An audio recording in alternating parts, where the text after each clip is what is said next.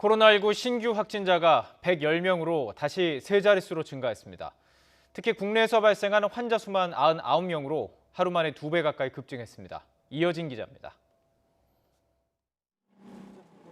사흘 연속 두 자릿수를 유지하던 신규 확진자 수가 다시 100명대로 올라섰습니다.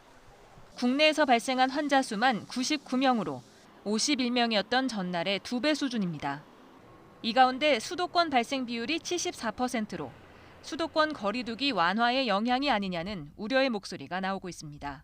수도권 지역에 강화된 사회적 거리두기 2.5단계에서 이제 2단계로 완화한 지 지금 열흘이 지나고 있는데 그 완화가 되면서 그동안에 좀 우리가 좀 방역 수칙을 조금 준수하는 걸 좀 소홀히 하셨던 부분이 혹시 이번 주부터 나타나지 않을까 조금. 서울 영등포구의 한 증권회사에서 지난 20일 첫 확진자가 발생한 이후 4명이 추가 확진돼 총 5명이 감염됐고 같은 구에 있는 마트에서 지난 19일 첫 확진자 발생 이후 5명이 추가돼 누적 확진자는 6명이 됐습니다. 60세 이상 고령층의 신규 감염은 42%로 여전히 높았습니다. 고령자가 90%를 차지하는 위중, 중증 환자 수도 세 자릿수를 벗어나지 못하고 있습니다. 최근 코로나19 사망자가 늘고 있어 매우 안타까운 심정입니다. 8월 한 달간 22분이 돌아가셨는데 9월에는 벌써 64분이 유명을 달리하셨습니다.